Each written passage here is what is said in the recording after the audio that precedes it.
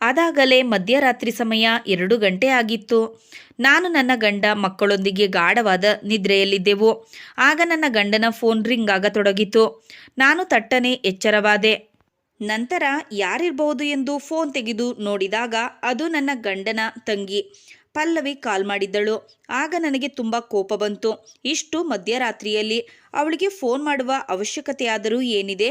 ಯಾಕಂದರೆ ಅವಳಿಗೆ ಅವಳ ಅಣ್ಣ ಅಂದರೆ ಅವಳ ಉಸಿರು. ಅಣ್ಣನಿಗೂ ಕೂಡ ತನ್ನ ತಂಗಿ ಎಂದರೆ ಪಂಚಪ್ರಾಣ, ಎಲ್ಲಿಲ್ಲದ ಪ್ರೀತಿ. ಪ್ರತಿ ಮಾತಿಗೂ ಪ್ರತಿ ವಿಷಯದಲ್ಲೂ ತಂಗಿಯ ಬಗ್ಗೆ ಮತ್ತು ತಂಗಿಯ ಹೆಸರು ನನ್ನ ಗಂಡನ ಬಾಯಲ್ಲಿ ಬರ್ತಿತ್ತು. ಒಬ್ಬಳೇ ಹೆಣ್ಣು ಮಗಳಾಗಿರುವುದರಿಂದ ಅಣ್ಣನಿಗೆ ತುಂಬ ಮುದ್ದಿನ ತಂಗಿಯಾಗಿದ್ದಳು. ಆದರೆ ನನಗೆ ಅದು ಹಿಡಿಸ್ತಿರ್ಲಿಲ್ಲ. ನಾನು ಕೋಪದಲ್ಲಿ ಫೋನ್ ಮಾಡುವುದಕ್ಕೂ ಅವಳಿಗೆ ಹೊತ್ತು ಗೊತ್ತು ಏನೂ ಇಲ್ವಾ ಎಂದು ನನ್ನೊಳಗೆ ಬೈದುಕೊಂಡು ಫೋನ್ ಕಟ್ ಮಾಡಿದೆ. ಮತ್ತೆ ನಿದ್ದೆ ಮಾಡಲು ಕಣ್ಣು ಮುಚ್ಚಿದಾಗ ಪುನಃ ಫೋನ್ ರಿಂಗ್ ಆಯಿತು. ಆಗ ಮತ್ತೆ ನಾನು ಫೋನ್ ಕಟ್ ಮಾಡಿದೆ. ಆದರೆ ಪದೇ ಪದೇ ಫೋನ್ ರಿಂಗ್ ಆಗುವುದು ಮಾತ್ರ ನಿಲ್ಲಲೇ ಇಲ್ಲ. ನಾನು ಸಿಟ್ಟಿನಲ್ಲಿ ಕೊನೆಗೆ ಫೋನನ್ನು ಸ್ವಿಚ್ ಆಫ್ ಮಾಡಿ ಮಲಗಿಬಿಟ್ಟೆ. ಇನ್ನು ಯಾರ ತೊಂದರೆಯೂ ಇಲ್ಲದೆ ಆರಾಮವಾಗಿ ಮಲಗಬಹುದು ಎಂದು ಅಂದುಕೊಂಡೆ.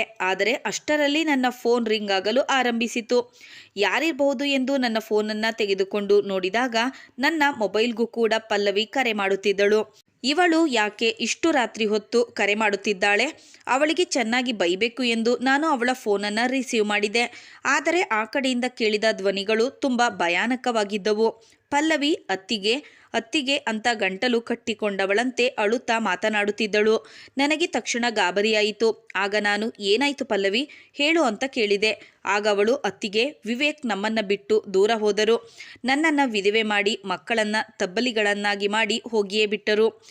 ಅತ್ತಿಗೆ, ನಮಗೆ ಈಗ ಯಾರೂ ಇಲ್ಲ ಎಂದು ಜೋರಾಗಿ ಅಳುತ್ತಿದ್ದಳು. ಆಗ ನನಗೆ ಅಯ್ಯೋ ಪಾಪ ಎನಿಸಿತು. ಅಲ್ಲಿ ಏನಾಗುತ್ತಿದೆ, ಏನಾಯಿತು ಎಂದು ಮತ್ತೆ ಅವಳನ್ನು ಕೇಳಿದೆ. ಏನಾಯಿತು ಪಲ್ಲವಿ, ಸರಿಯಾಗಿ ಹೇಳು ಎಂದಾಗ ಅತ್ತಿಗೆ, ಕಂಪನಿಯಿಂದ ನೈಟ್ ಡ್ಯೂಟಿ ಎಂದು ಕೆಲಸಕ್ಕೆ ನನ್ನ ಗಂಡ ಹೋಗಿದ್ದರು. ಆದರೆ ಕಂಪನಿಯಿಂದ ತಿಳಿದ ಮಾಹಿತಿ ಪ್ರಕಾರ ಕಂಪನಿಯಲ್ಲಿ ಕರೆಂಟ್ ಶಾಕ್ ಹೊಡೆದು ವಿವೇಕ್ ಅಲ್ಲಿಯೇ ಪ್ರಾಣ ಬಿಟ್ಟಿದ್ದಾರೆ ಎಂದು ಹೇಳುತ್ತಿದ್ದಾರೆ.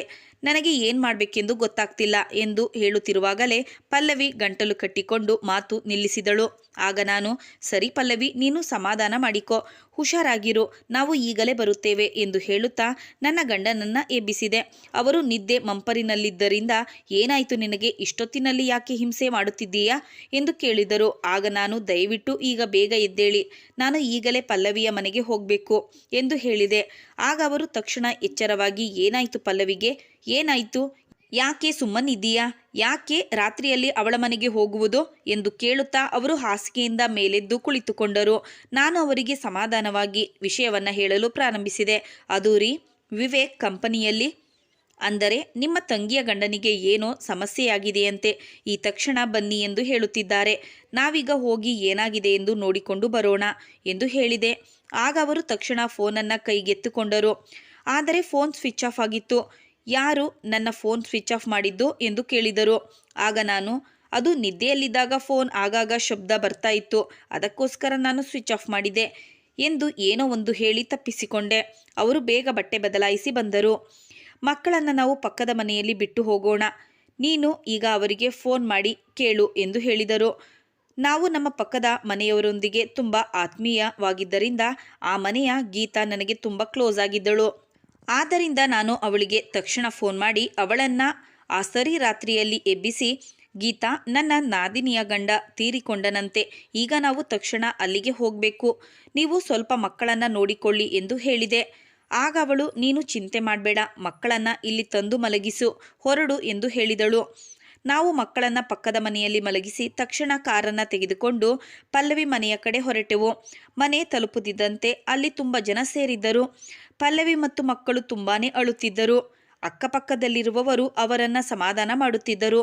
ನಾವು ಒಳಗಡೆ ಹೋಗುತ್ತಿದ್ದಂತೆ ಪಲ್ಲವಿ ನಮ್ಮನ್ನು ನೋಡಿ ಓಡಿ ಬಂದು ತಬ್ಬಿಕೊಂಡು ಬಿಕ್ಕಿ ಬಿಕ್ಕಿ ಅಳತೊಡಗಿದಳು.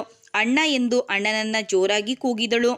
ಪಾಪ, ಆ ಸಮಯದಲ್ಲಿ ನಾವು ಹೇಗೆ ಅವಳಿಗೆ ಸಮಾಧಾನ ಮಾಡುವುದು, ಏನು ಅಂತ ಸಮಾಧಾನ ಹೇಳುವುದು ಎಂದು ಗೊತ್ತಾಗಲಿಲ್ಲ. ಇವರು ಕೂಡ ಅವಳನ್ನು ತಬ್ಬಿ ಹಿಡಿದುಕೊಂಡು ಜೋರಾಗಿ ಅಳುತ್ತಿದ್ದರು. ಕಂಪನಿಯವರು ಆಗಾಗ ಫೋನ್ ಮಾಡುತ್ತಿದ್ದರು. ಆಗ ಇವರೇ ಫೋನ್ನಲ್ಲಿ ಮಾತನಾಡುತ್ತಾ ವ್ಯವಹರಿಸುತ್ತಿದ್ದರು. ಪಲ್ಲವಿಗೆ ಸರಿಯಾಗಿ ಕುಳಿತುಕೊಳ್ಳಲು ಸಹ ಆಗುತ್ತಿರಲಿಲ್ಲ. ಆಗಾಗ ಪ್ರಜ್ಞೆ ತಪ್ಪಿ ಬೀಳುತ್ತಿದ್ದಳು. ಅಯ್ಯೋ ದೇವರೇ, ಯಾಕೆ ನನ್ನಿಂದ, ನನ್ನ ಮಕ್ಕಳಿಂದ ನನ್ನ ಗಂಡನನ್ನು ಕಿತ್ತುಕೊಂಡೆ? ಇಂದು ನನಗೆ ಯಾರಿದ್ದಾರೆ? ನನ್ನ ಮಕ್ಕಳ ಗತಿ ಏನು ಎಂದು ಹೇಳುತ್ತಿದ್ದಳು. ಆಗ ನನ್ನ ಗಂಡ, ಸಮಾಧಾನ ಮಾಡಿಕೊ, ನೀನು ಸಮಾಧಾನವಾಗಿ ಇರು, ಚಿಂತೆ ಮಾಡಬೇಡ, ದೇವರ ಇಚ್ಛೆಯಂತೆ ಎಲ್ಲವೂ ನಡೆಯುತ್ತೆ, ನಮ್ಮ ಕೈಯಲ್ಲಿ ಏನು ಮಾಡುವುದಕ್ಕೆ ಸಾಧ್ಯ ಎಂದು ಕೇಳುತ್ತಿದ್ದರು. ನಿನ್ನ ಸಂಕಟ, ನೋವು ನನಗೆ ಅರ್ಥವಾಗುತ್ತದೆ. ನನಗೆ ನಿನ್ನನ್ನು ಈ ಪರಿಸ್ಥಿತಿಯಲ್ಲಿ ನೋಡುತ್ತಿದ್ದರೆ ನನ್ನ ಕಣ್ಣಲ್ಲಿ ರಕ್ತವೇ ಬರುತ್ತದೆ. ಮಕ್ಕಳನ್ನು ನೋಡಿ ಸ್ವಲ್ಪ ನೀನು ಸಮಾಧಾನ ಮಾಡಿಕೊ ಎಂದು ಸಮಾಧಾನ ಮಾಡುತ್ತಿದ್ದರು. ಬಾಡಿ ಎಷ್ಟೊತ್ತಿಗೆ ಬರುತ್ತೆ ಎಂದು ಆಗಾಗ ಕೇಳುತ್ತಿದ್ದರು. ಆಸ್ಪತ್ರೆಯಲ್ಲಿ ಎಲ್ಲ ಕ್ರಮಗಳನ್ನು ಮುಗಿಸಿ ಮನೆಗೆ ತರುವುದೆಂದು ಮಾಹಿತಿ ನೀಡಿದರು. ಅಷ್ಟರಲ್ಲಿ ಆಂಬ್ಯುಲೆನ್ಸ್ನ ಶಬ್ದ ಕೇಳಿಸಿತು. ಮನೆಯ ಮುಂಭಾಗದಲ್ಲಿ ಬಂದು ತಲುಪಿತು. ಆಗ ಪಲ್ಲವಿಯ ರೋದನೆಯನ್ನು ನೋಡಲು ನಮ್ಮಿಂದ ಸಾಧ್ಯವಾಗಲಿಲ್ಲ. ಅವಳು ಹೆಣದ ಮೇಲೆ ಬೀಳಲು ನೋಡುತ್ತಿದ್ದಳು. ಶವವನ್ನು ಯಾರಿಗೂ ತೋರಿಸ್ತಿರ್ಲಿಲ್ಲ, ಯಾಕೆಂದರೆ ನೋಡುವಂಥದ್ದು ಏನೂ ಇರಲಿಲ್ಲ. ಆ ದೇಹವನ್ನು ಬಿಳಿ ಬಟ್ಟೆಯಲ್ಲಿ ಬಿಗಿಯಾಗಿ ಕಟ್ಟಲಾಗಿತ್ತು. ಬೆಳಗಿನ ಹೊತ್ತಾಗುವಾಗ ಅವಳ ಗಂಡನ ಕುಟುಂಬದವರು ಮತ್ತು ನಮ್ಮ ಕುಟುಂಬದವರು ಎಲ್ಲರೂ ಆಗಮಿಸಿದರು. ಬೆಳಗ್ಗೆ 11 ಗಂಟೆಗೆ ಅಂತ್ಯ ಸಂಸ್ಕಾರಕ್ಕೆ ಎಲ್ಲ ಸಿದ್ಧತೆಗಳನ್ನು ಮಾಡಲಾಗುತ್ತಿತ್ತು. ಸಮಯ 1 ಗಂಟೆ ಆಗುವಾಗ ಅಂತ್ಯ ಸಂಸ್ಕಾರವನ್ನು ನೆರವೇರಿಸಲಾಯಿತು. ಆದರೆ ಪಲ್ಲವಿಯ ರೋದನೆ ಹೇಳತೀರದಾಗಿತ್ತು. ಆ ಮಕ್ಕಳು ಏನು ತಿಳಿಯದೇ ಇದ್ದರೂ ತನ್ನ ತಾಯಿ ಅಳುತ್ತಿರುವುದನ್ನು ನೋಡಿ ಅವು ಕೂಡ ಅಳುತ್ತಿದ್ದವು. ಪಲ್ಲವಿ ಈಗ ಏನನ್ನೂ ಮಾತನಾಡುತ್ತಿರಲಿಲ್ಲ. ಅವಳೊಂದು ಕಲ್ಲು ಬಂಡೆಯಾಗಿ ಕುಳಿತು ಬಿಟ್ಟಿದ್ದಳು. ಅಂತ್ಯ ಸಂಸ್ಕಾರ ಆದ ನಂತರ ಕುಟುಂಬಸ್ಥರು ನಿರ್ಗಮಿಸಲು ಪ್ರಾರಂಭಿಸಿದರು. ಮನೆ ಖಾಲಿಯಾಗತೊಡಗಿತು. ಮುಂದೇನು ಮಾಡುವುದು ಎಂದು ಯೋಚಿಸುತ್ತಾ ಕುಳಿತು ಸಂಜೆ ಆಗುತ್ತಿದ್ದಂತೆ ನನ್ನ ಗಂಡ ಮನೆಗೆ ಹೋಗಿ ಮಕ್ಕಳನ್ನು ಕರೆದುಕೊಂಡು ಬಂದರು. ಆ ರಾತ್ರಿ ನಾವು ಅಲ್ಲಿಯೇ ಉಳಿದುಕೊಂಡೆವು. ಮರುದಿನ ಬೆಳಗ್ಗೆ ನನ್ನ ಗಂಡ ಮಾತನಾಡಿದರು. ನನ್ನ ತಂಗಿಯನ್ನು ನಾನು ಒಬ್ಬಂಟಿಯಾಗಿ ಬಿಡುವುದಿಲ್ಲ. ಇನ್ನು ಮುಂದೆ ನನ್ನ ತಂಗಿ ಮತ್ತು ಅವಳ ಮಕ್ಕಳ ಜವಾಬ್ದಾರಿ ನನ್ನದು. ನೋಡು, ನೀನೇನು ಚಿಂತೆ ಮಾಡಬೇಡ, ನಾನು ಇದ್ದೇನೆ ಎಂದು ಧೈರ್ಯವನ್ನು ನೀಡಿ ಸಮಾಧಾನಿಸುತ್ತಿದ್ದರು. ನೀನು ಇಲ್ಲಿ ಇರುವುದು ಬೇಡ, ಎಲ್ಲಿಗೂ ಹೋಗುವುದು ಬೇಡ, ನನ್ನೊಟ್ಟಿಗೆ ಬಂದು ಇರುತ್ತೀಯಾ ಎಂದು ಹೇಳುತ್ತಿದ್ದರು. ಇದನ್ನು ಕೇಳಿ ನನ್ನ ತಲೆಯ ಮೇಲೆ ಆಕಾಶವೇ ಬಿದ್ದಂತೆ ಭಾಸವಾಗತೊಡಗಿತು. ನಾನು ಯಾವುದು ನನ್ನ ಹತ್ತಿರ ಬರಬಾರದು ಎಂದು ಅಂದುಕೊಂಡಿದ್ದೆನೋ ಅದು ಈಗ ಪುನಃ ನನ್ನನ್ನು ಹಿಂಬಾಲಿಸಿ ಬರುತ್ತಿದೆ. ಯಾಕೆ ಹೀಗಾಯಿತು? ಯಾಕೆ ನನ್ನ ಮೇಲೆ ಇಷ್ಟೊಂದು ದ್ವೇಷ ಅವಳಿಗೆ ಎಂದು ನಾನು ಮನಸ್ಸಿನಲ್ಲಿ ಯೋಚಿಸುತ್ತಿದ್ದೆ. ಅವಳು ಯಾಕೆ ನಾನು ಇಲ್ಲೇ ಇರುತ್ತೇನೆ ಎಂದು ಹೇಳುತ್ತಲೇ ಇಲ್ಲ? ನಾನು ಈ ವಿಷಯದಿಂದ ತುಂಬ ಆತಂಕಕ್ಕೆ ಒಳಗಾದೆ. ಅವಳು ಬಂದು ನಮ್ಮ ಜೊತೆ ಇರುವುದು ನನಗೆ ಸ್ವಲ್ಪವೂ ಇಷ್ಟವಿರಲಿಲ್ಲ. ಅವಳ ಆಗಮನ ನನಗೆ ತುಂಬ ನೋವನ್ನು ಉಂಟು ಮಾಡುತ್ತಿತ್ತು. ಅವಳು ಫೋನ್ನಲ್ಲಿ ಮಾತನಾಡುವುದೇ ನನ್ನಿಂದ ಸಹಿಸಲು ಸಾಧ್ಯವಾಗ್ತಿರಲಿಲ್ಲ. ಈಗ ನಮ್ಮ ಜೊತೆ ಬಂದು ಇದ್ದರೆ ಅದು ಇನ್ನು ಹೇಗೆ ಇರಬಹುದು ಎಂದು ಯೋಚಿಸಿ ನನ್ನ ತಲೆ ಸಿಡಿಯುವಂತಾಯಿತು. ನಾನು ಊಹಿಸದ ತೀರ್ಮಾನ ನನ್ನ ಗಂಡ ಹೇಳಿಬಿಟ್ಟರು. ಪಲ್ಲವಿಯ ಗಂಡನ ಕುಟುಂಬಸ್ಥರು ಹೆಚ್ಚಾಗಿ ಬಂದಿರಲಿಲ್ಲ. ಅವಳನ್ನು ನೋಡಿಕೊಳ್ಳಲು ಸಹ ಯಾರು ಮುಂದೆ ಬರುವ ಸ್ಥಿತಿಯಲ್ಲೂ ಇರಲಿಲ್ಲ. ಮನಸ್ಸಿನಲ್ಲಿ ನನಗೆ ಇಷ್ಟವಿಲ್ಲದಿದ್ದರೂ ಅಲ್ಲಿದ್ದವರ ಮುಂದೆ ನನ್ನ ಮತ್ತು ನನ್ನ ಗಂಡನ ಘನತೆ ಉಳಿಸಿಕೊಳ್ಳಬೇಕಿತ್ತು. ಅದಕ್ಕೋಸ್ಕರ ನಾನು ಸರಿ ಎಂದು ತಲೆಯಾಡಿಸಿ ಹೇಳಬೇಕಾಯಿತು. ನನ್ನ ಗಂಡ ನನ್ನಲ್ಲಿ ಹೇಳಿದರು, ಪದ್ಮಾ, ನೀನು ಪಲ್ಲವಿಯ ಮತ್ತು ಅವಳ ಮಕ್ಕಳ ಎಲ್ಲ ವಸ್ತುಗಳನ್ನು ಪ್ಯಾಕ್ ಮಾಡು, ಅವರ ಬಟ್ಟೆ ಬರೆಗಳನ್ನು ಸೂಟ್ ಕೇಸ್ನಲ್ಲಿ ತುಂಬಿಕೋ ಎಂದು ಹೇಳಿದರು. ಆದರೆ ನನಗೆ ಅವಳು ಮನೆಗೆ ಬರುವುದೇ ಇಷ್ಟವಿರಲಿಲ್ಲ. ಆ ಸಮಯದಲ್ಲಿ ಬೇಡ ಎಂದು ನಿರಾಕರಿಸಲು ಸಾಧ್ಯವಾಗಲಿಲ್ಲ. ಆದರೆ ನಾನು ಪಲ್ಲವಿಯಲ್ಲಿ ಹೇಳಿದೆ, ಪಲ್ಲವಿ, ಸ್ವಲ್ಪ ಸಾಮಾನುಗಳು ಇಲ್ಲೇ ಇರಲಿ, ಮತ್ತೆ ಯಾವಾಗಲಾದರೂ ತೆಗೆದುಕೊಂಡು ಹೋದರೆ ಆಯಿತು. ಈಗ ಸ್ವಲ್ಪ ತೆಗೆದುಕೊಂಡು ಹೋಗೋಣ, ಅಗತ್ಯ ಇರುವಂತಹದ್ದು ಮಾತ್ರ ತೆಗೆದುಕೋ ಎಂದು ಹೇಳಿದೆ. ಆಗ ನನ್ನ ಗಂಡ, ಬೇಡ ಬೇಡ, ಎಲ್ಲವನ್ನ ತೆಗೆದುಕೊಂಡು ಹೋಗಬೇಕು, ಇಲ್ಲಿ ಯಾವ ವಸ್ತುವನ್ನು ಬಿಡುವುದು ನನಗೆ ಇಷ್ಟವಿಲ್ಲ ಎಂದು ಹೇಳಿದರು. ನನಗೆ ಅವರ ಮಾತುಗಳನ್ನು ಕೇಳಿ ಕೋಪ ತಾಳಲಾರದಷ್ಟು ಬಂದಿತು. ಆದರೂ ತೋರಿಸಲು ಸಾಧ್ಯವಾಗಲಿಲ್ಲ. ಹೀಗೆ ಎಲ್ಲವನ್ನ ಕಟ್ಟಿಡುವಾಗ ಪಲ್ಲವಿ ಒಂದು ದೊಡ್ಡ ಚೀಲವನ್ನ, ಭಾರವಾದ ಒಂದು ಗಂಟನ್ನ ನನ್ನ ಕೈಗೆ ಕೊಟ್ಟಳು. ಇದೇನಿದು ಇಷ್ಟೊಂದು ಭಾರವಾಗಿದೆ ಎಂದು ಕೇಳಿದೆ. ಆದರೆ ನನಗೆ ಗೊತ್ತಿತ್ತು ಅವಳಲ್ಲಿ ತುಂಬ ಒಡವೆಗಳು ಇವೆ ಎಂದು. ಇದರಲ್ಲಿ ಅರ್ಧ ಪಾಲು ನನ್ನ ಗಂಡ ಮಾಡಿಸಿಕೊಟ್ಟದ್ದು. ಆದರೆ ಇಷ್ಟೊಂದು ಭಾರವಾದ ಚೀಲದಲ್ಲಿ ಏನಿರಬಹುದು ಎಂದು ಯೋಚನೆ, ಕುತೂಹಲ ನನ್ನಲ್ಲಿ ಮೂಡಿತು. ಆಗ ಪಲ್ಲವಿ ಹೇಳಿದಳು, ಅತ್ತಿಗೆ, ನನ್ನ ಮಕ್ಕಳ ಭವಿಷ್ಯ ಇದರಲ್ಲಿ ಅಡಗಿದೆ ಎಂದು ಹೇಳಿದಳು. ನನಗೆ ಅವಳ ಮಾತಿನಿಂದ ಏನೂ ಅರ್ಥವಾಗಲಿಲ್ಲ. ಆದರೆ ಮೊದಲು ನಾನು ಅಂದುಕೊಂಡೆ, ಸ್ವಲ್ಪ ಸಮಯ ಇವಳನ್ನು ಮನೆಯಲ್ಲಿ ಇರಿಸಿಕೊಂಡು ಮತ್ತೆ ಯಾವುದಾದರೂ ಒಂದು ನೆಪದಲ್ಲಿ ಜಗಳವಾಡಿ ಮನೆಯಿಂದ ಹೊರಗೆ ಹಾಕೋಣ ಎಂದು. ಆದರೆ ಆ ಸಮಯದಲ್ಲಿ ನನ್ನ ಮನಸ್ಥಿತಿ ಬದಲಾಯಿತು. ಇವಳ ಒಡವೆಗಳಲ್ಲಿ ನನಗೆ ಪಾಲು ಬರುವವರೆಗೂ ಇವಳನ್ನು ಚೆನ್ನಾಗಿ ನೋಡ್ಕೊಳ್ಬೇಕು. ಆ ಒಡವೆಗಳು ನನಗೆ ದಕ್ಕಿದ ಮೇಲೆ ಇವಳನ್ನು ಹೇಗಾದರೂ ಮನೆಯಿಂದ ಓಡಿಸಬೇಕು ಎಂದು ನಿರ್ಧಾರ ಮಾಡಿದೆ. ಈಗ ನನ್ನ ಯೋಚನೆಯೆಲ್ಲ ಆ ಚಿನ್ನದ ಕಡೆಗೆ ಇತ್ತು. ನನ್ನ ಗಂಡ ಪಲ್ಲವಿ ಮತ್ತು ಮಕ್ಕಳನ್ನು ಕರೆದುಕೊಂಡು ಅಲ್ಲಿಯ ಎಲ್ಲ ಸಾಮಾನುಗಳನ್ನು ಟೆಂಪೋಗೆ ತುಂಬಿಸಿ ಮನೆಗೆ ಶಿಫ್ಟ್ ಮಾಡಿಸಿದರು. ಮನೆಗೆ ಬಂದವರೇ ನನ್ನ ಬಳಿ ಹೇಳಿದರು, ನೋಡು ಪದ್ಮ, ಪಲ್ಲವಿಗೆ ಇಲ್ಲಿ ಯಾವುದೇ ಕುಂದು ಕೊರತೆಗಳು ಆಗಬಾರದು. ಅವಳ ಮಕ್ಕಳನ್ನು ಚೆನ್ನಾಗಿ ನೋಡಿಕೊಳ್ಳುವ ಜವಾಬ್ದಾರಿ ನಿನ್ನದು. ಆದರೆ ನನಗೆ ಅವರ ಮಾತಿನ ಮೇಲೆ ಗಮನವಿರಲಿಲ್ಲ. ಸುಮ್ಮನೆ ತಲೆ ಆಡಿಸುತ್ತಿದ್ದೆ. ನಾನು ಅವಳನ್ನು ಈಗ ಸದ್ಯಕ್ಕೆ ಚೆನ್ನಾಗಿಯೇ ನೋಡಿಕೊಳ್ಬೇಕು. ಏಕೆಂದರೆ ಹೇಗಾದರೂ ಮಾಡಿ ನಾನು ಅವಳ ಮನಸ್ಸನ್ನು ಗೆಲ್ಲಬೇಕಿತ್ತು. ಅವಳ ಒಡವೆಗಳು ನನಗೆ ಸೇರಬೇಕೆಂದರೆ ನಾನು ಆ ಕೆಲಸ ಮಾಡಲೇಬೇಕು ಎಂದು ಯೋಚಿಸುತ್ತಿದ್ದೆ. ಅದನ್ನು ನಾನು ಪಡೆದುಕೊಳ್ಳಲೇಬೇಕು ಎಂದು ಮನಸ್ಸಿನಲ್ಲಿ ಲೆಕ್ಕ ಹಾಕುತ್ತಿದ್ದೆ. ಈಗ ನನ್ನ ಗುರಿ ಏನಿದ್ದರೂ ಆ ಚಿನ್ನದ ಕಡೆಯಾಗಿತ್ತು. ಆಗ ನನ್ನ ಗಂಡ ಜೋರಾಗಿ ಕೂಗಿ ಹೇಳಿದರು, ಪದ್ಮ, ನಾನು ಹೇಳಿದ್ದು ನಿನಗೆ ಕೇಳಿಸಿತೆ ಎಂದು. ಆಗ ನಾನು ಅವರಿಗೆ ಹೇಳಿದೆ, ನಾನು ನಿಮ್ಮ ತಂಗಿಯನ್ನು ಚೆನ್ನಾಗಿ ನೋಡಿಕೊಳ್ಳುತ್ತೇನೆ, ಅವಳಿಗೆ ಎಲ್ಲ ರೀತಿಯಿಂದಲೂ ಆರೈಕೆ ಮಾಡುತ್ತೇನೆ ಎಂಬ ಮಾತನ್ನು ನೀಡಿದೆ. ಅವರು ನನ್ನ ಮೇಲೆ ವಿಶ್ವಾಸವಿಟ್ಟರು. ಯಾಕೆಂದರೆ ನನ್ನ ನಡವಳಿಕೆ ಪಲ್ಲವಿಯ ಜೊತೆ ಒಳ್ಳೆಯ ರೀತಿಯಲ್ಲಿ ಇತ್ತು. ನಾನು ತುಂಬ ಕಾಳಜಿ ವಹಿಸುತ್ತಿದ್ದೆ. ಈಗ ನಾವು ಮನೆಗೆ ಬಂದು 2ನೇ ದಿವಸದಿಂದಲೇ ಮನೆಗೆ ಅತಿಥಿಗಳು ಕುಟುಂಬಸ್ಥರ ಆಗಮನ ಶುರುವಾಗಿ ನನಗೆ ತಲೆನೋವು ಬಂದು ಪ್ರತಿದಿನ ಅಮೃತಾಜನ್ ಹಚ್ಚಿಕೊಂಡು ಮಲಗುತ್ತಿದ್ದೆ. ಯಾಕೆಂದರೆ ಬಂದವರನ್ನು ಹಾಗೆ ಬಿಡಲು ಸಾಧ್ಯವಿರಲಿಲ್ಲ.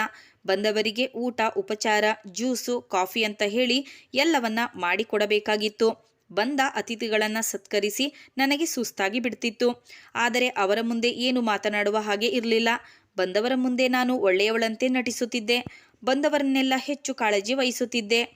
ಆಗ ಬಂದವರೆಲ್ಲ ಪಲ್ಲವಿಗೆ ಹೇಳುತ್ತಿದ್ದರು, ನೀನೇನು ಚಿಂತೆ ಮಾಡಬೇಡ ಮಗಳೇ, ನಿನಗೆ ಇಷ್ಟೊಂದು ಒಳ್ಳೆಯ ಅಣ್ಣ ಅತ್ತಿಗೆ ಸಿಕ್ಕಿದ್ದಾರೆ. ಅವರು ನಿನ್ನನ್ನು ಕೈ ಬಿಡುವುದಿಲ್ಲ. ನಿನ್ನ ಮಕ್ಕಳ ಜವಾಬ್ದಾರಿ ಕೂಡ ಅವರೇ ನೋಡಿಕೊಳ್ಳುತ್ತಿದ್ದಾರೆ. ನೀನು ಚಿಂತಿಸುತ್ತಾ ಕುಳಿತುಕೊಳ್ಬೇಡ ಎಂದೆಲ್ಲ ಅವಳಿಗೆ ಸಮಾಧಾನದ ಮಾತುಗಳನ್ನು ಹೇಳಿ ನನ್ನನ್ನು ಹೊಗಳುತ್ತಿದ್ದರು. ನಾನು ಹೂ ಅಂತ ತಲೆಯಾಡಿಸುತ್ತಿದ್ದೆ. ಹೌದು ಹೌದು, ನಾವಿರುವಾಗ ಅವಳು ಯಾಕೆ ಚಿಂತೆ ಮಾಡಬೇಕು, ನಾವಿದ್ದೇವಲ್ಲ ಎಂದು ಬಂದವರ ಮುಂದೆ ನಾಟಕೀಯ ಮುಖವನ್ನು ಹೊತ್ತುಕೊಂಡು ಮಾತನಾಡುತ್ತಿದ್ದೆ. ನಾನು ಬಂದವರ ಮುಂದೆ ಒಳ್ಳೆಯ ಅತ್ತಿಗೆ, ತಾಯಿಯ ಸಮಾನವಾಗಿದ್ದಾಳೆ ಎಂದೆಲ್ಲ ಹೊಗಳುವಂತೆ ನಡೆದುಕೊಳ್ಳುತ್ತಿದ್ದೆ. ಆದರೆ ಅದರ ಬೆನ್ನಲ್ಲೇ ನಾನು ಯಾವ ಆಟ ಆಡುತ್ತಿದ್ದೇನೆ ಎಂದು ಯಾರಿಗೂ ಗೊತ್ತಾಗ್ತಿರಲಿಲ್ಲ. ನನಗೆ ಅವಳ ಒಡವೆಗಳ ಮೇಲೆ ಕಣ್ಣುಗಳಿತ್ತು. ನೆಂಟರು ಬಂದಾಗ ಅವಳು ಕೋಣೆ ಬಿಟ್ಟು ಹೊರಗಡೆ ಬರ್ತಿರ್ಲಿಲ್ಲ. ನಾನು ಆಗಲಾದರೂ ಅದನ್ನು ಸ್ವಲ್ಪ ನೋಡಬಹುದು ಎಂದು ಅಂದುಕೊಂಡಿದ್ದೆ. ಆದರೆ ನೆಂಟರು ಬಂದರೆ ಅವರನ್ನು ಒಳಗಡೆ ಕಳಿಸುವಂತೆ ನನ್ನಲ್ಲಿ ಹೇಳುತ್ತಿದ್ದಳು. ನಾನು ಆ ಒಡವೆಗಳು ನನಗೆ ಹಸ್ತಾಂತರವಾಗುವವರೆಗೂ ಅವಳನ್ನು ಚೆನ್ನಾಗಿ ನೋಡಿಕೊಳ್ಳುತ್ತೇನೆ ಮತ್ತು ಹಾರೈಕೆ ಮಾಡುತ್ತೇನೆ. ಅವಳಿಗೆ ನನ್ನ ಮೇಲೆ ಸಂಪೂರ್ಣ ವಿಶ್ವಾಸ ಬರಬೇಕು. ನನ್ನ ಕೈಗೆ ಆ ಒಡವೆಗಳನ್ನು ಅವಳೇ ತಂದುಕೊಡಬೇಕು ಎಂದು ನಾನು ಅಂದುಕೊಂಡು ಒಂದು ದಿನ ಪಲ್ಲವಿ ಬಳಿ ಹೇಳಿದೆ, ನಿನ್ನಲ್ಲಿ ಏನಾದರೂ ಬೆಲೆ ಬಾಳುವ ವಸ್ತುಗಳಿದ್ದರೆ ಅದನ್ನು ಜಾಗ್ರತೆಯಾಗಿ ನೋಡಿಕೋ. ಸುತ್ತಮುತ್ತಲೂ ಕಳ್ಳರ ಕಾಟ ಜಾಸ್ತಿಯಾಗಿ ಯಾರ ಮನೆಗೆ ಯಾವಾಗ ಬರುತ್ತಾರೆ, ಹೇಗೆ ನುಗ್ಗುತ್ತಾರೆ ಎಂದು ಹೇಳಲು ಸಾಧ್ಯವಿಲ್ಲ. ನಮ್ಮ ಬೀದಿಯ 3ನೇ ಮನೆಯಲ್ಲಿ ಕಳ್ಳತನವಾಗಿದೆ. ಅವರ ಬಳಿ ಕೇವಲ 30 ಗ್ರಾಂ ಚಿನ್ನ ಇತ್ತಂತೆ. ಅದನ್ನು ತೆಗೆದುಕೊಂಡು ಹೋಗುವುದಕ್ಕಾಗಿ ಮನೆಗೆ ನುಗ್ಗಿ ಒಂದು ಕೊಲೆಯನ್ನು ಸಹ ಮಾಡಿದ್ದಾರೆ ಎಂದು ಅವಳ ಮನಸ್ಸಿನಲ್ಲಿ ಭಯ ಹುಟ್ಟಲಿ ಎಂದು ಹೇಳಿದೆ. ಆಗ ಅವಳು ಮುಗುಳು ನಗುತ್ತಾ, ಹೌದಾ ಅತ್ತಿಗೆ, ಸರಿ ಎಂದು ಹೇಳಿದಳು. ನಾನು ಅಂದುಕೊಂಡಿದ್ದೆ ಅವಳು ನಾನು ಕಟ್ಟಿದ ಕಥೆಯನ್ನು ಕೇಳಿ ಗಾಬರಿಗೊಂಡು ಅವಳ ಬಳಿ ಇರುವ ಒಡವೆಯ ಗಂಟನ್ನು ನನಗೆ ನೀಡುತ್ತಾಳೆ. ನಾನು ಅದನ್ನು ತೆಗೆದುಕೊಂಡು ನನ್ನ ಬೀರುವಿನಲ್ಲಿ ಜೋಪಾನವಾಗಿ ಇಟ್ಟುಕೊಳ್ಬೇಕು ಎಂದು ಅಂದುಕೊಂಡೆ. ಆದರೆ ಅದು ಆಗಲಿಲ್ಲ. ಮತ್ತೆ 2 ದಿನ ಬಿಟ್ಟು ನಾನು ಅವಳ ಬಳಿ ಕಳ್ಳತನದ ವಿಷಯವಾಗಿ 2-3 ಕಟ್ಟುಕತೆಗಳನ್ನು ಅವಳ ಬಳಿ ಹೇಳಿದೆ. ಆದರೂ ಅವಳು ನಾನು ಹೇಳಿದ ಯಾವುದೇ ಕತೆಗೂ ತಲೆ ಕೆಡಿಸಿಕೊಳ್ಳಿಲ್ಲ, ಭಯಪಡಲೂ ಇಲ್ಲ. ಈಗೀಗ ಮನೆಯಲ್ಲಿ ಮಕ್ಕಳ ಮಧ್ಯೆ ಜಗಳ ಪ್ರಾರಂಭವಾಗಿತ್ತು. ಯಾಕೆಂದರೆ ಮನೆಯಲ್ಲಿ ಹೆಂಗಸರಿಗೆ ಜಗಳ ಪ್ರಾರಂಭವಾಗುವುದೇ ಮಕ್ಕಳಿಂದ. ಅದೇ ದೊಡ್ಡ ವಿಷಯವಾಗಿ ಮನೆ ಒಡೆಯುವ ತನಕ ಹೋಗುತ್ತವೆ. ಚಿಕ್ಕ ಪುಟ್ಟ ವಿಷಯಗಳಲ್ಲಿ ಜಗಳ ಶುರುವಾಗುತ್ತದೆ. ಅದು ಮತ್ತೆ ಎಲ್ಲಿಗೂ ಹೋಗಿ ತಲುಪುತ್ತದೆ.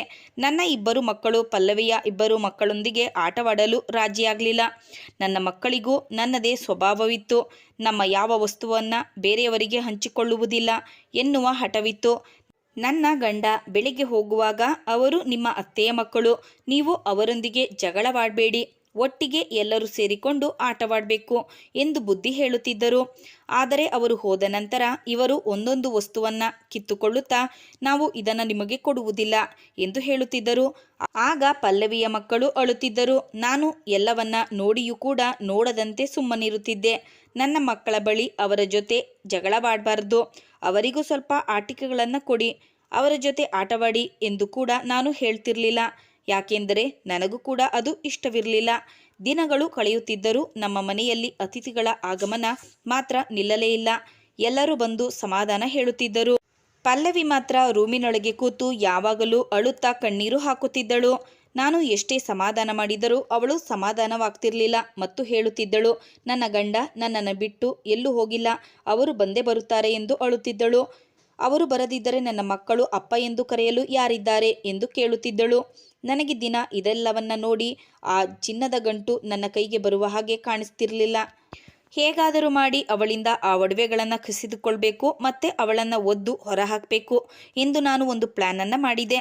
ಅದಕ್ಕೋಸ್ಕರ ಹಾಲಿನಲ್ಲಿ ನಿದ್ದೆ ಮಾತ್ರೆಗಳನ್ನು ಮಿಕ್ಸ್ ಮಾಡಿ ಅವಳ ಕೋಣೆಗೆ ತೆಗೆದುಕೊಂಡು ಹೋದೆ. ಆಗ ಅವಳು ಆಶ್ಚರ್ಯದಿಂದ ನನ್ನನ್ನು ನೋಡಿ, ಏನಿದು ಅತ್ತಿಗೆ, ಯಾಕೆ ಇಂದು ನನಗೆ ಹಾಲು ತಂದಿದ್ದೀರಿ ಎಂದು ಕೇಳಿದಳು. ಆಗ ನಾನು, ನೋಡು, ನೀನು ಹೇಗೆ ಕೊರಗಿ ಅತ್ತು ಸೊರಗಿ ಹೋಗಿದ್ದೀಯಾ, ಸ್ವಲ್ಪ ನಿನ್ನ ಆರೋಗ್ಯವನ್ನು ನೋಡಿಕೊ. ನಿನ್ನ ಮಕ್ಕಳಿಗಾಗಿ ಆದರೂ ನೀನು ಧೈರ್ಯವನ್ನು ತೆಗೆದುಕೊಂಡು ಅವರನ್ನು ಒಳ್ಳೆಯ ದಾರಿಯಲ್ಲಿ ಬೆಳೆಸಬೇಕು ಅಲ್ಲವೇ? ಅವರಿಗಾದರೂ ನಿನ್ನ ಆರೋಗ್ಯವನ್ನ ಕಾಪಾಡಿಕೊ, ಇದನ್ನ ಕುಡಿ ಎಂದು ನಯವಾಗಿ ಮಾತನಾಡಿ ಹಾಲನ್ನು ಕೊಟ್ಟುಬಿಟ್ಟೆ. ಆಗ ಅವಳು ಮುಗುಳು ನಗೆ ಬೀರಿ, ಇಡೀ ಅತ್ತಿಗೆ, ನಾನು ಆಮೇಲೆ ಕುಡಿಯುತ್ತೇನೆ ಎಂದು ಹೇಳಿದಳು. ನಾನು ಅಲ್ಲೇ ಟೇಬಲ್ ಮೇಲೆ ಇಟ್ಟು ಹೊರಗಡೆ ಬಂದೆ. ನನಗೆ ಒಂದೇ ಚಿಂತೆಯಾಗಿತ್ತು, ಇವಳು ಹಾಲನ್ನು ಕುಡಿಯುತ್ತಾಳಾ ಇಲ್ಲವಾ ಎಂದು. ಮಧ್ಯರಾತ್ರಿ ಆಗುವಾಗ ನಾನು ಅವಳು ಆ ಹಾಲನ್ನು ಕುಡಿದಿರಬಹುದಾ ಅಥವಾ ಹಾಗೆ ಇಟ್ಟಿದ್ದಾಳಾ ಎಂದು ಯೋಚಿಸುತ್ತಾ ಅವಳ ರೂಮಿನೊಳಗೆ ಹೋದೆ. ನಾನು ಯಾವುದೇ ಭಯವಿಲ್ಲದೆ ನಿಧಾನವಾಗಿ ಹೆಜ್ಜೆ ಇಡುತ್ತಾ ಗೆಜ್ಜೆ ಶಬ್ದ ಕೇಳಿಸದಂತೆ ನಡೆಯುತ್ತಿದ್ದೆ. ಯಾಕೆಂದರೆ ನನ್ನ ಗಂಡ ಮನೆಯಲ್ಲಿ ಇರಲಿಲ್ಲ. ಅವರ ಆಫೀಸ್ನವರ ಮದುವೆಗೆ ಹೋಗಿದ್ದರು. ರಾತ್ರಿ ಅವರು ಬರುವಾಗ 1 ಗಂಟೆ ಆಗಬಹುದು ಎಂದು ಹೇಳಿದ್ದರು. ಈಗ ಮಧ್ಯರಾತ್ರಿ 12 ಗಂಟೆ ಆಗಿತ್ತು. ಪಲ್ಲವಿ ಇಷ್ಟೊತ್ತಿಗೆ ಗಾಢ ನಿದ್ರೆಯಲ್ಲಿ ಇರುತ್ತಾಳೆ ಎಂದು ಅಂದುಕೊಂಡು, ಜೊತೆಗೆ ಆ ಸಮಯದಲ್ಲಿ ಕರೆಂಟ್ ಬೇರೆ ಹೋಗಿತ್ತು. ನನ್ನ ಕೆಲಸಕ್ಕೆ ತುಂಬ ಸಹಾಯವಾಯಿತು ಎಂದು ತಿಳಿದು ಮೆಲ್ಲಗೆ ಹೆಜ್ಜೆ ಇಡುತ್ತಾ ಬಾಗಿಲು ಹತ್ತಿರ ಹೋಗಿ ನಿಂತೆ. ಆಗ ಪಲ್ಲವಿಯ ರೂಮಿನಲ್ಲಿ ಸಣ್ಣದಾದ ಬೆಳಕು ಕಾಣುತ್ತಿತ್ತು. ಅಲ್ಲಿ ಯಾರೋ ಮಾತನಾಡುವುದು ಕೇಳಿಸುತ್ತಿತ್ತು. ನಾನು ಒಮ್ಮೆಲೆ ಅದನ್ನು ನೋಡಿ ಬೆಚ್ಚಿಬಿದ್ದೆ. ಅಂದರೆ ಗಂಡ ಸತ್ತು ಇನ್ನು ಕೆಲವೇ ದಿನಗಳಾಗಿದೆ. ವಿಧವೆಯಾಗಿ ಇವಳು ಇಷ್ಟೊತ್ತಿನಲ್ಲಿ ಯಾರ ಜೊತೆ ಫೋನಿನಲ್ಲಿ ಮಾತನಾಡುತ್ತಾ ಸರಸ ಸಲ್ಲಾಪವಾಡುತ್ತಿದ್ದಾಳೆ, ಏನಿದು ಎಂದು ಆಶ್ಚರ್ಯವಾಗಿ ಕುತೂಹಲದಿಂದ ಮೆಲ್ಲಗೆ ಇಣುಕಿ ನೋಡಿದಾಗ ಪಲ್ಲವಿ ಹಾಲನ್ನು ಕುಡ್ದಿರಲಿಲ್ಲ. ಅಲ್ಲಿ ನನ್ನ ಗಂಡ ಅವಳ ಜೊತೆ ಹಾಸಿಗೆ ಮೇಲೆ ಮಾತನಾಡುತ್ತಾ ಕೂತಿದ್ದರು. ಅವರು ಈ ಮಧ್ಯರಾತ್ರಿ ತನ್ನ ತಂಗಿಯ ಜೊತೆಯಲ್ಲಿ ಏನು ಮಾತನಾಡುತ್ತಿದ್ದಾರೆ? ಅದು ಅಲ್ಲದೆ ನನ್ನಲ್ಲಿ ಮದುವೆಗೆ ಹೋಗುತ್ತೇನೆ, ತಡವಾಗಿ ಬರುತ್ತೇನೆ ಎಂದು ಹೇಳಿದರಲ್ಲ. ಇಷ್ಟು ಬೇಗ ಮನೆಗೆ ಬಂದವರು ನೇರವಾಗಿ ರೂಮಿಗೆ ಬರುವುದು ಬಿಟ್ಟು ಇಲ್ಲಿ ಏನು ಮಾಡುತ್ತಿದ್ದಾರೆ? ಪಲ್ಲವಿಯ ಮಕ್ಕಳು ಮಲಗಿರುವುದರಿಂದ ಸಣ್ಣನೆಯ ಒಂದು ಲೈಟನ್ನು ಹಾಕಿದ್ದರು. ಆದರೆ ನನ್ನ ಗಂಡ ಈ ಮಧ್ಯರಾತ್ರಿ ತಂಗಿಯ ಜೊತೆ ಏನು ಮಾತನಾಡುತ್ತಿದ್ದಾರೆ? ಮದುವೆಯಿಂದ ಮನೆಗೆ ಬಂದವರು ನನಗೆ ತಿಳಿಸದೆ ಯಾಕೆ ಇಲ್ಲಿ ಬಂದು ಕುಳಿತಿದ್ದಾರೆ ಎಂದು ಯೋಚಿಸಿ ಅವರು ಮಾತನಾಡುವುದನ್ನು ಕೇಳಿಸಿಕೊಳ್ಳುತ್ತಿದ್ದೆ. ಅವರು ಹೇಳಿದ ಮಾತುಗಳನ್ನು ಕೇಳಿ ನಾನು ಒಮ್ಮೆ ನೆಲಕ್ಕೆ ಕುಸಿದು ಕುಳಿತು ಬಿಟ್ಟೆ. ಯಾಕೆ ನನ್ನ ಹಿಂದೆ ಇವರಿಬ್ಬರು ಒಂದೇ ಮನೆಯಲ್ಲಿದ್ದು ಈ ರೀತಿ ಆಟವಾಡುತ್ತಿದ್ದಾರೆ? ನನ್ನಿಂದ ಯಾಕೆ ಮುಚ್ಚಿಡುತ್ತಿದ್ದಾರೆ ಎಂದೆಲ್ಲ ನಾನು ಯೋಚಿಸಿದೆ. ನನ್ನ ಗಂಡ ಯಾವಾಗಲೂ ನನ್ನನ್ನು ನೀನು ನನ್ನ ಬಾಳ ಸಂಗಾತಿ, ನನ್ನ ಜೀವನದ ಜೊತೆಗಾತಿ ಎಂದೆಲ್ಲ ಮಾತನಾಡುತ್ತಿದ್ದ. ಆದರೆ ಇವತ್ತು ಇಲ್ಲಿ ನನ್ನ ಬಳಿ ಎಲ್ಲವನ್ನ ಮುಚ್ಚಿಟ್ಟು ತಂಗಿಯ ಬಳಿ ಎಲ್ಲವನ್ನ ಹೇಳುತ್ತಿದ್ದಾರೆ. ಅಂದರೆ ನಾನು ಅವರಿಗೆ ಏನೂ ಅಲ್ವಾ? ನನ್ನಲ್ಲಿ ಇವರು ಆ ವಿಷಯವನ್ನ ಮುಚ್ಚಿಡುವ ಅಗತ್ಯವಾದರೂ ಏನಿದೆ ಎಂದು ಅಳುತ್ತಾ ಅಲ್ಲಿಂದ ನನ್ನ ರೂಮಿಗೆ ಬಂದು ಬಿಟ್ಟೆ. ಆದರೆ ನನ್ನ ಕೋಪ ಇನ್ನೂ ಹೆಚ್ಚಾಯಿತು. ಅವರು ನನ್ನ ಕೈಗೆ ಈಗ ಸಿಕ್ಕಿದರೆ ಅವರನ್ನು ಜಜ್ಜಿ ಬಿಡಬೇಕು ಅನಿಸುತ್ತಿತ್ತು. ಸ್ವಲ್ಪ ಸಮಯದ ನಂತರ ನನ್ನ ಗಂಡ ರೂಮಿನೊಳಗೆ ಬಂದರು. ಏನು ಗೊತ್ತಿಲ್ಲದವರಂತೆ ನನ್ನ ನೋಡಿ, ಏನಾಯಿತು, ನೀನು ಯಾಕೆ ಇಷ್ಟು ಸಿಟ್ಟು ಮಾಡಿಕೊಂಡಿದ್ದೀಯಾ ಮತ್ತು ಯಾಕೆ ಅಳುತ್ತಿದ್ದೀಯಾ? ಮಧ್ಯರಾತ್ರಿ ಆಗಿದೆ, ನೀನಿನ್ನೂ ಮಲಗಿಲ್ಲ ಯಾಕೆ ಎಂದೆಲ್ಲ ಪ್ರಶ್ನೆಗಳ ಸುರಿಮಳೆಯನ್ನು ಸುರಿಸಿದರು. ಆಗ ನಾನು ಕೇಳಿದೆ, ನೀವು ಎಲ್ಲಿಗೆ ಹೋಗಿದ್ದೀರಿ, ಎಲ್ಲಿಂದ ಬರುತ್ತಿದ್ದೀರಾ ಎಂದು ಕೇಳಿದೆ. ನಾನು ಹೇಳಿದೆ ಅಲ್ವಾ ನಿನಗೆ ಮದುವೆಗೆ ಹೋಗಿದ್ದೆ ಅಂತ ಎಂದು ಹೇಳುತ್ತಿರಬೇಕಾದರೆ ನಾನು ಅಡ್ಡ ಮಾತನಾಡಿ, ಸಾಕು ನಿಮ್ಮ ನಾಟಕ, ನನ್ನ ಹತ್ತಿರ ಇಷ್ಟು ಸಮಯ ಆಟ ಆಡಿರುವುದೇ ಸಾಕು ಎಂದು ಕೋಪದಲ್ಲಿ ಹೇಳಿದೆ. ಆಗ ಅವರು, ನಿನಗೇನಾಯಿತು, ಈಗ ಯಾಕೆ ಈ ರೀತಿ ಆಡುತ್ತಿದ್ದೀಯಾ ಎಂದು ಕೇಳಿದರು. ನೀವು ಮದುವೆಗೆ ಹೋಗಿ ಬಂದವರು ಇಲ್ಲಿಗೆ ಯಾಕೆ ಬರಲಿಲ್ಲ? ಅಷ್ಟಕ್ಕೂ ಮದುವೆಯಿಂದ ಎಷ್ಟೊತ್ತಿಗೆ ಬಂದ್ರಿ? ನೀವು ನಿಮ್ಮ ತಂಗಿಯ ರೂಮಿನಲ್ಲಿ ಏನು ಮಾತನಾಡ್ತಿದ್ರಿ ಎಂದು ನಾನು ಎಲ್ಲವನ್ನ ಕೇಳಿಸಿಕೊಂಡಿದ್ದೇನೆ. ಯಾಕೆ ನನ್ನ ಜೊತೆ ಈ ರೀತಿ ಎಲ್ಲವನ್ನ ಅಡಗಿಸುತ್ತಿದ್ದೀರಾ ಎಂದು ಕೇಳಿದೆ. ಆಗ ಅವರು ತಲೆ ಕೆಳಗೆ ಮಾಡಿ, ಹೌದು, ನಾನು ನಿನ್ನಲ್ಲಿ ಮುಚ್ಚಿಟ್ಟಿದ್ದೆ. ಅದು ನಿನ್ನ ಮೇಲಿನ ಭಯದಿಂದ. ಯಾಕೆಂದರೆ ನನ್ನ ಕೆಲಸ ಹೋಗಿತ್ತು. ನಾನು ಇದೇ ಚಿಂತೆಯಲ್ಲಿ ಮುಂದೇನು ಮಾಡುವುದು ಎಂದು ಯೋಚಿಸುತ್ತಿದ್ದೆ. ನನಗೆ ನನ್ನ ಹೆಂಡತಿ ಮಕ್ಕಳ ಜವಾಬ್ದಾರಿ ಅಲ್ಲದೆ ನನ್ನ ತಂಗಿ ಮತ್ತು ಮಕ್ಕಳ ಜವಾಬ್ದಾರಿ ಕೂಡ ನನ್ನ ತಲೆಯ ಮೇಲೆ ಇತ್ತು.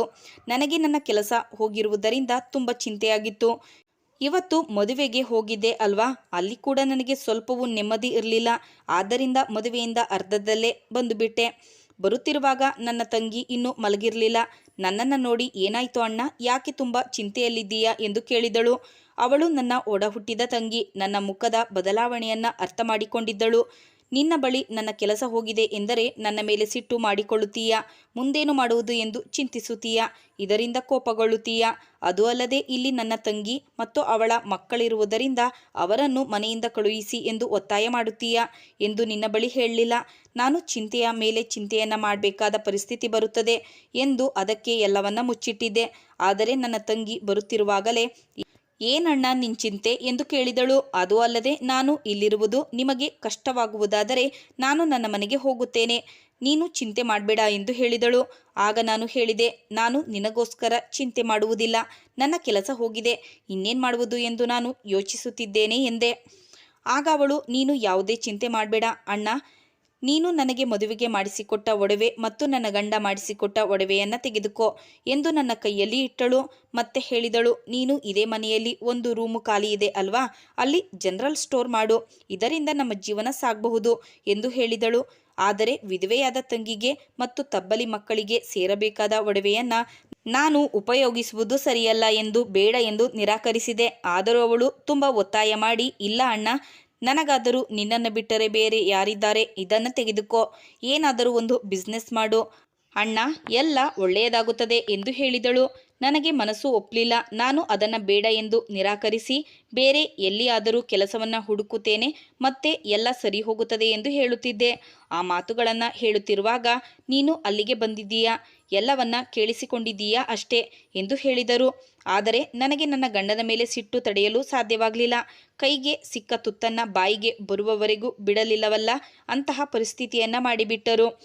ಯಾರಾದರೂ ಅವರ ಪಾಲಿಗೆ ಬಂದ ಪಂಚಾಮೃತ ಎಂದು ಸ್ವೀಕರಿಸುವುದನ್ನು ಬಿಟ್ಟು ನಿರಾಕರಿಸಿದರಲ್ಲ ಎಂದು ತುಂಬ ಚಿಂತೆ ಮಾಡತೊಡಗಿದೆ. ಆಗ ನನಗೆ ಪಲ್ಲವಿ ಒಳ್ಳೆಯದನ್ನು ಬಯಸಿ ತನ್ನ ಅಣ್ಣನ ಮುಂದೆ ಒಳ್ಳೆಯವಳಾದಳು, ನಾನು ನನ್ನ ಗಂಡನ ಮುಂದೆ ಕೆಟ್ಟವಳಾದೆ. ನಾನು ಹಣ ಇದ್ದರೆ ಮಾತ್ರ ಅವರ ಹತ್ತಿರ ಚೆನ್ನಾಗಿರುತ್ತೇನೆ ಎಂದು ನನ್ನ ಗಂಡನ ಮನಸ್ಸಿಗೂ ಅನಿಸತೊಡಗಿತು. ಅದು ತಪ್ಪು ಎಂದು ಈಗ ಪಲ್ಲವಿಯ ಮೂಲಕ ನನಗೆ ಅರ್ಥವಾಯಿತು. ಆದರೆ ಈಗ ನನಗೂ ನನ್ನ ಜೀವನದ ಭವಿಷ್ಯದ ಬಗ್ಗೆ ಪ್ರಶ್ನೆ ಎದ್ದಿತು. ನನ್ನ ಕುಟುಂಬ ಚೆನ್ನಾಗಿರಬೇಕು, ಯಾವುದೇ ಸಂಕಷ್ಟದಲ್ಲಿ ಸಿಲುಕಬಾರದು ಎಂದು ನಾನು ಕೂಡ ಯೋಚಿಸಿದೆ. ಇದರಿಂದ ನಾನು ಕೂಡ ನನ್ನ ಗಂಡನ ದೃಷ್ಟಿಯಲ್ಲಿ ಮತ್ತು ಮನಸ್ಸಿನಿಂದಲೂ ಒಳ್ಳೆಯವಳಾಗಬೇಕು ಎಂದುಕೊಂಡೆ. ಪಲ್ಲವಿ ಅವಳ ಗಂಡ ಇಲ್ಲ ಎಂದು ತಿಳಿದಿದ್ದರೂ ಮಕ್ಕಳ ಭವಿಷ್ಯವನ್ನು ಚಿಂತಿಸದೆ ಇದ್ದ ಒಡವೆಗಳನ್ನು ನನ್ನ ಗಂಡನ ಕೈಗೆ ನೀಡಿದಳು. ಆದರೆ ನನಗೆ ಗಂಡ ಇದ್ದು ಎಲ್ಲ ರೀತಿಯಲ್ಲೂ ನನ್ನನ್ನು ನೋಡಿಕೊಳ್ಳುತ್ತಿದ್ದರೂ ನಾನು ಕೆಟ್ಟ ಯೋಚನೆ ಮಾಡಿದೆ ಮತ್ತು ನಾನು ಕೂಡ ನನ್ನ ಬಳಿ ಇದ್ದ ಚಿನ್ನವನ್ನು ನನ್ನ ಗಂಡನಿಗೆ ನೀಡಿ, ನೀವು ಇದನ್ನು ಮಾರಿ ಒಂದು ಅಂಗಡಿಯನ್ನು ತೆರೆಯಿರಿ ಎಂದು ಹೇಳಿದೆ.